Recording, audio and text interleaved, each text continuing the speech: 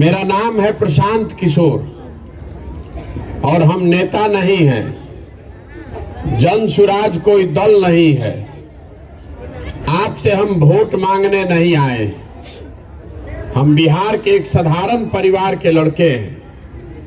हमारे दादा बैलगाड़ी चलाते थे, मजदूर थे। हमारे बाबूजी यहाँ पर डॉक्टर थे। यही सरकारी स्कूल से पढ़कर हम निकले हैं। माता पिता का आशीर्वाद है, ऊपर वाले की कृपा है, जीवन में कुछ हासिल किया है।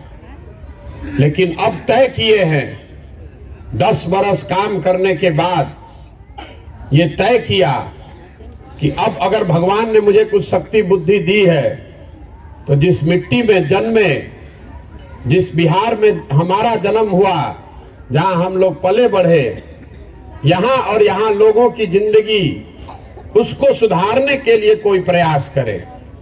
इसीलिए जीवन का सब कुछ छोड़ के ये पदयात्रा शुरू की है। पैदल क्यों चल रहे हैं?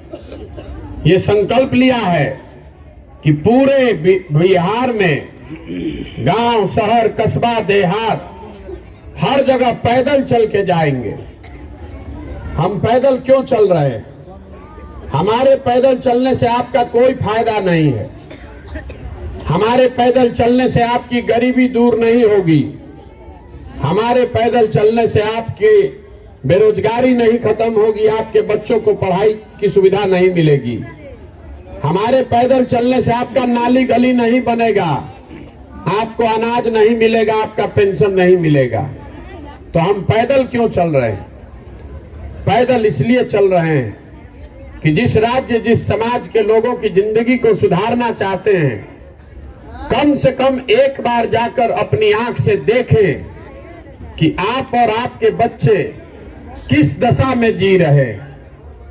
आपने, हमने कहानियों में सुना है, पुराने जमाने में जो राजा होते थे वो रात में भेष बदलकर निकलते थे, ये जानने के लिए कि प्रजा को क्या तकलीफ है।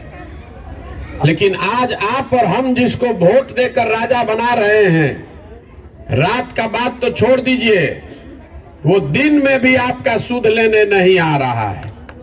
अगर कोई गलती से आ भी गया, अगर कोई गलती से आ भी गया तो बड़े नेता का तो बात छोड़ दीजिए, छोटा नेता भी जो आता है तो इतना सिपाही लेकर घूमता है, इतना पुलिस लेकर घूमता है कि जनता से उसको भेंटे नहीं है। सबको जान का खतरा है, कहता है ऐसा। हम आज 200 दिन से पैदल चल रहे हैं। आप यहाँ रात के 10 बजे यहाँ आकर बैठे हैं। इतनी बड़ी व्यवस्था है लेकिन इसमें एक भी सिपाही नहीं है। हमको तो 200 दिन में एक कुत्ता भी नहीं काट रहा है। गांव, शहर, हर जगह पैदल ही जा रहे हैं। गांव के जो जगह होते हैं वहीं पर रुकते हैं। हमको कहाँ कोई मार रहा है? कोई नहीं मार रहा है। नेता सिपाही लेकर ज्यादातर इसलिए चलते हैं कि कहीं आप उससे ये पूछ न दें कि भैया जो तुमने काम कहा था वो काम तुमने किया नहीं। तो ये दुर्दशा है हम लोगों की। लेकिन मैंने आपको कहा कि ये राजनीतिक दल नहीं है, ये वोट मांगने का अभियान नहीं है। इसलिए हम लोग किसी नेता के खिलाफ कुछ गाली गलौज नहीं करते। आप अपना ज्यादातर समय इसमें बिताते हैं कि किस नेता ने क्या खराब किया। अगर आपके समर्थन वाली सरकार है तो आपको लगता है कि आपकी सरकार ठीक काम कर रही है, विरोधी काम अच्छा नहीं कर रहा है। जो नेता आता है वो यही कहता है कि हम अच्छे हैं, हमने अच्छा काम किया है, हमारे विरोधी ने अच्छा काम नहीं किया, हमको वोट दीजिए, हम आपका काम कर देंगे। तो मैं बिल्कुल उलट बात कह रहा हूं। हम कह रहे हैं कि बिहार में जितने लोग नेता हैं, जिसको भी आपने वोट दिया, जिसकी सरकार बनाई, जिसने जो काम किया या करने का दावा कर रहा है, सबको सही मान लीजिए। ये बहस मत कीजिए कि उसने काम किया कि नहीं।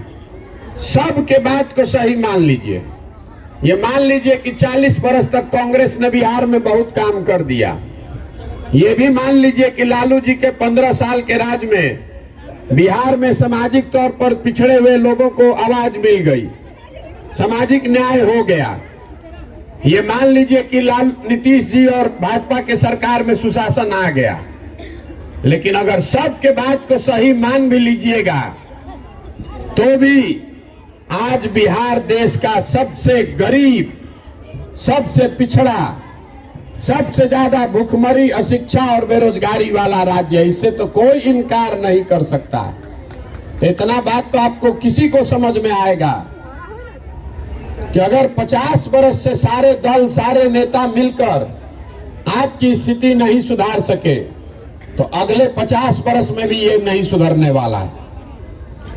आपको समझ में ही नहीं आ रहा है कि आपके परेशानी का कारण है क्या। जब तक रोग के कारण का पता नहीं चलेगा तब तक आप रोग का इलाज नहीं कर सकते। आप पहले ये समझिए कि बिहार में इतनी गरीबी है क्यों। दूसरे राज्यों में भी भ्रष्टाचार है, दूसरे राज्य में भी सरकार आ रही है, जा रही है, वहां का नेता भी सब कोई बहुत साधु नहीं है, फिर भी दूसरे राज्यों के मुकाबले बिहार में इतना गरीबी क्यों है, इसको चिंता करने की बात है।